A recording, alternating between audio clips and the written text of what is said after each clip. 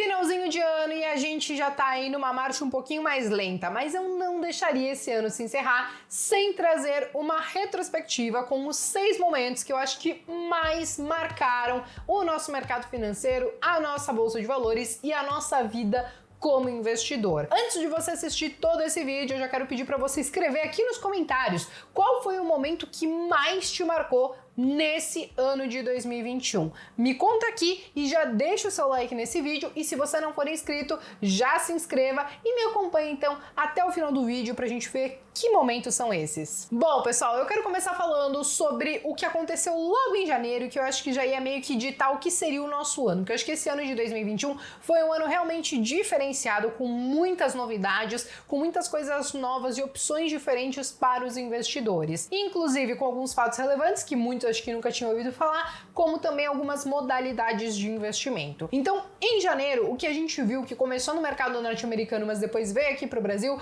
foi justamente o short squeeze nas ações de GameStop. As ações de GameStop, elas estavam lá meio abandonadinhas no mercado norte-americano, e aí um grupo chamado Wall Street Bets decidiu, através de um fórum, que eles poderiam entrar comprando em massa esses papéis, fazendo com que muitos fundos que estavam shorteados, né, ou seja, que estavam na posição vendida em GameStop, tivessem que estopar, saindo, recomprando então as ações, e aí tudo isso acabou funcionando, tanto que os papéis eles acabaram subindo mais de 1.800% em um curtíssimo espaço de tempo, fazendo justamente isso que vocês estão vendo nesse gráfico aqui. Claro que logo em seguida teve uma realização de lucro, então consequentemente algumas pessoas que compraram topo, né, os faísca atrasados, rubinhos, acabaram perdendo dinheiro, mas eles conseguiram sim fazer esse short squeeze, estopar muitos fundos, algumas pessoas ganharam dinheiro e outras perderam muito dinheiro, né, até porque a ação em si ela já estava passando ali por maus momentos e aí deu no que deu. Só que o que aconteceu? Quando a gente olhou aqui do Brasil, o que um grupo decidiu fazer? Vamos tentar trazer isso para uma outra ação que também está meio abandonada, passando por maus bocados na nossa bolsa de valores, que foi justamente a IRB, né? Então, IRB foi alvo também de uma tentativa de short squeeze, porque não funcionou, até mesmo porque os mecanismos das bolsas são diferentes. Lá fora, uma ação, ela pode ser alugada mais de uma vez. Então você tem uma alavancagem diferente de quando a gente olha aqui para a nossa B3, que uma ação só pode ser alugada uma vez. Então eles até tentaram se reunir, se organizar para fazer esse short squeeze. A ação acho que ela até subiu ali 10, 15% ali nos primeiros dias rapidamente, mas também não teve jeito, nem chegou perto dos 1.800%. Logo em seguida caiu e hoje ela tá onde tá. Ainda que a empresa esteja se reestruturando, já disse que tirou todos os esqueletos do armário, agora realmente acompanhar de perto para saber no que vai virar. Mas o short squeeze aqui, pelo menos, não funcionou. Enfim, muitos investidores acho que nem tinham ouvido falar nessa palavra short squeeze. A gente trouxe algumas explicações sobre isso aqui no canal, então a gente já começou o ano aí sendo coroados, vamos dizer assim, com algo que não é tão comum de a gente ver no nosso mercado. Mas beleza, gente, saindo de short squeeze, eu acho que agora a gente precisa falar do que eu acho que muita gente também está considerando, que foi a palavra do ano, né? Eu acho que os NFTs, os Non-Fungible Tokens, né? Ou então os tokens não fungíveis, eles realmente ganharam o gosto da galera, ou pelo menos muita gente foi estudar para tentar entender o que estava acontecendo, o que era isso, tinha como ganhar dinheiro e tal, até mesmo porque começaram a sair algumas matérias, algumas notícias bem curiosas, como essa aqui, por exemplo, que mostrou que foi vendida então uma obra de arte por mais de 70 milhões de dólares, o que dá mais de 350 e poucos mil reais, né? E aí o pessoal começou a tentar entender, poxa, mas então quer dizer que dá para realmente fazer dinheiro com isso? Eu posso vender uma obra de arte ou alguma coisa que, né, vai levar esse certificado de exclusividade, né, do NFT?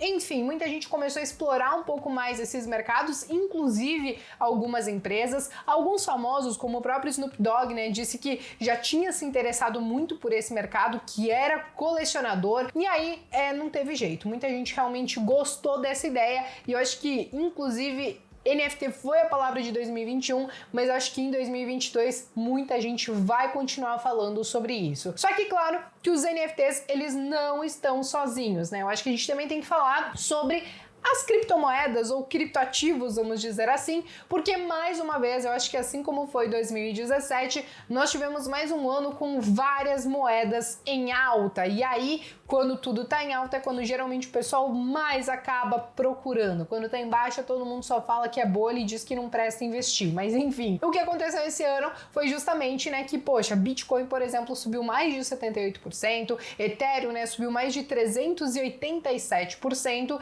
e tudo isso chama muito atenção, né? Bitcoin chegou a bater o recorde de alta de mais de 69 mil dólares. Só que claro que essas criptomoedas, essas mais famosinhas, elas não estão sozinhas.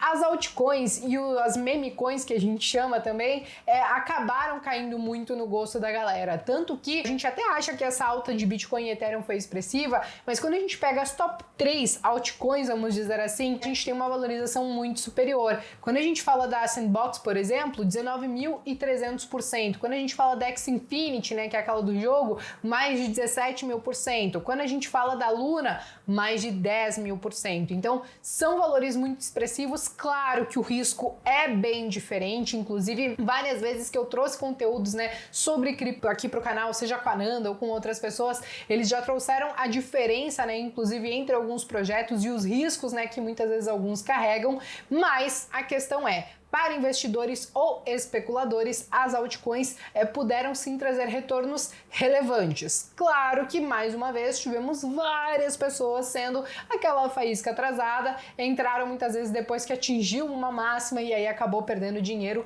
logo em seguida porque não sabia muito o que estava fazendo. O mesmo aconteceu com as meme coins. A gente teve Shiba, a gente teve Dogecoin, nós tivemos Elon Musk no Twitter, né, colocando várias coisas a respeito de cripto e muitas vezes conseguindo manipular, vamos dizer assim, o mercado, dar umas puxadas ferozes ali no mercado, e aí não teve jeito, né? Essas meme coins, muitos investidores também acabaram olhando para elas. Eu acho que algumas até entendiam o risco, mas muita gente realmente só foi muito com aquela questão da ganância mesmo e, consequentemente, acabou se dando mal, porque às vezes são coisas ali do momento que aquilo ali funcionou, mas não quer dizer que é algo que efetivamente funcione ou sirva para alguma coisa, além de ser um simples meme. Mas eu acho que assim como NFTs, quando a gente fala de criptos também, foram as duas palavras que eu acho que a galera mais pesquisou, mais se envolveu, mais tentou entender. Muita gente começou a investir nesse mercado, então acho que estão ali pau a pau na demanda pelos investidores. Mas beleza, gente, saindo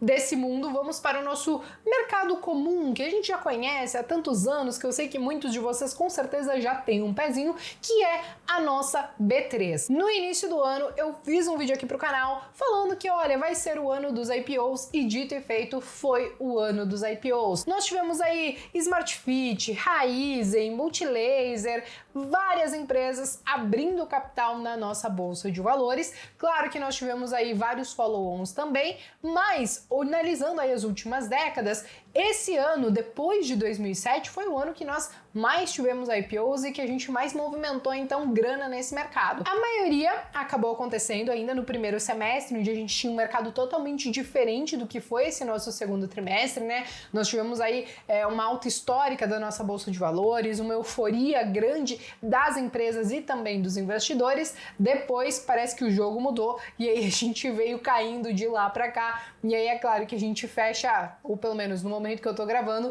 a gente deve fechar aí a nossa bolsa de valores com o nosso índice Bovespa negativo em mais de 12%. Mas agora, gente, deixa eu mostrar para vocês, falando em negativo, né, o que aconteceu com os IPOs em si, porque a gente teve então mais de 45 IPOs e a maioria acabou azedando o caldo. Como vocês podem ver aqui, claro que a gente teve algumas coisas que foram boas, mas a maioria acabou o ano realmente negativo. A gente teve aqui as próprias ações de Raizen, que eu entrei nesse IPO, com uma queda de 20%, tivemos o TC com uma queda de 41%, a gente teve DOTS com uma queda de quase 80%, gente, isso é coisa pra caramba, né? Ao mesmo tempo, o Westwing também, queda de 72%, algumas poucas se destacaram, tipo uma Intelbras da vida que subiu 71%. Mas a questão é isso, né? Foi o ano dos IPOs? Foi, gente, mas teve muito IPO que realmente deu uma murchada e agora realmente a gente vai ter que tentar entender a posição dessas empresas pensando no longo prazo. Agora, saindo dos IPOs, eu quero trazer para vocês as maiores altas e as maiores baixas da nossa bolsa de valores, isso falando de ações, porque eu acho que tanto as maiores altas como as maiores baixas acabaram meio que surpreendendo todas as previsões que a gente geralmente faz no início do ano para errar tudo ao longo do ano, né? Então, as maiores altas, como vocês podem ver, a gente teve aqui uma Embraer, Braskem, Marfrig, JBS, PetroRio, Petrobras, inclusive. Eu fiz vídeo de Petrobras aqui início do ano, né, falando que poderia ser a ação do ano e tal. Muita gente falou, gente, mas não é possível e tal, principalmente por conta de todas as interferências políticas, mas acabou subindo aí mais de 31%. Eu acho que PetroRio também, que já tinha subido bastante, subiu mais 47%. E aí tivemos algumas coisas mais clássicas, tipo uma Taesa subindo 21%, 22%. Agora, o que acabou, acho que talvez surpreendendo negativamente, foi justamente as maiores baixas. Então, como vocês podem ver, a maioria das empresas de varejo acabaram compondo essas maiores baixas. Eu espero que vocês não tenham gabaritado essa listinha. Eu espero que, se vocês tiverem algumas delas, que seja uma que outra, né? Eu, por exemplo, tenho duas. Eu tenho Via e tenho IRB. Claro que somando as duas tem percentuais muito pequenininhos. Acho que as duas juntas aí não devem somar 3, 4% da minha carteira. Mas ainda assim, tivemos Magazine Luiza sendo a ação que mais caiu do índice Bovespa. Tô falando do índice Bovespa, não da bolsa inteira, caindo 73%. É claro que o varejo, ele realmente está num momento que não é muito favorável, nós temos uma taxa de juros subindo justamente por conta da inflação que está alta, ou seja, o poder de compra do brasileiro foi reduzido, e aí como esse é um setor que sofre um pouquinho mais nesses momentos, que ele é mais cíclico, não teve jeito, a gente teve todas essas baixas. Mas claro que acho que a gente não vai falar só do varejo em si. Deixa eu trazer para vocês uma imagem que eu tirei de um relatório que o pessoal da XP fez, pra gente entender como é que alguns setores performaram, né? Porque o varejo, então, foi sim o setor que mais caiu, com 42%, mas nós tivemos o agro e alimentos e bebidas subindo mais de 30%. E aí tem todos esses outros aí, se vocês quiserem pausar o vídeo e dar uma olhada no detalhe, fiquem à vontade. Mas basicamente é isso que aconteceu com os setores na nossa bolsa de valores. Mas beleza, gente, saindo dessa questão dos setores, a gente precisa falar, eu acho, da parte que talvez aconteceu mais rápido, vamos dizer assim, né? Que a gente mudou da água pro vinho, vamos dizer assim, que foi justamente a nossa taxa Selic, a nossa taxa de juros, né? Até no ano passado, início desse ano, a gente tinha uma taxa de juros de 2% e a gente tá acabando o ano, como vocês podem ver nessa imagem aqui, a uma taxa de juros de 9,25%. Isso por quê? Porque a gente teve nessa última reunião do Copom uma alta, né, no caso, de 1,5 ponto, né? E aí a gente ficou então com esses 9,25%, sendo que as estimativas para o ano que vem é justamente que a gente chegue a 11,5%, 12%. Cabe ressaltar que a última vez que a gente viu uma taxa de juros de 2 dígitos, isso tem aí pelo menos uns 5 anos, que foi no governo Dilma, a gente chegou a atingir 14,25%, né, na nossa taxa Selic, também tínhamos um índice de inflação muito alto, e aí quando a gente tenta subir a taxa de juros, é justamente para tentar conter um pouquinho isso. Esse é um momento ímpar que a gente está vivendo. Claro que o país ele não está indo muito bem. Juntaram diversos fatores de pandemia, fatores políticos, fatores macroeconômicos. Acho que a gente não fez o dever de casa com as reformas, apesar de que esse ano a gente falou muito de reforma tributária, mas também não foi muito para frente. Mas a questão é que nós tivemos então todas essas mudanças na taxa Selic. Para quem é um investidor um pouco mais conservador ou gosta de renda fixa, isso é uma notícia boa, mas para a economia do país como um todo, uma taxa de juros tão alta assim nem sempre é bom, né? A gente tem aí o crédito ficando mais caro, a parte de investimentos também ficando, assim, um pouquinho mais difícil, vírgula, né? Porque você até atrai um pouco mais de investimentos, mas a gente também tem que fazer o dever de casa para conseguir atrair esses investimentos. Mas a questão é que vamos tentar entender se tudo isso será passageiro, mas 2022 parece que não vai ser um ano tão fácil assim, dado todo o cenário que a gente está vivendo. Mas eu acho que é isso, gente. Basicamente, esses são os 6 fatos que eu considero que foram mais marcantes, mais importantes para esse ano de 2021. Se teve algum que você acha que não poderia ter ficado de fora, mas que por alguma razão eu deixei de fora, podem escrever aqui nos comentários. E eu quero finalizar esse vídeo realmente agradecendo todo o prestígio e todos vocês que sempre estão aqui no canal assistindo os vídeos, deixando o like, compartilhando o conteúdo com outras pessoas. Eu acho que juntos a gente consegue atingir cada vez mais pessoas e tentar educar e ajudar todo mundo financeiramente, beleza? Um feliz ano novo para todo mundo e eu vejo vocês então em 2022.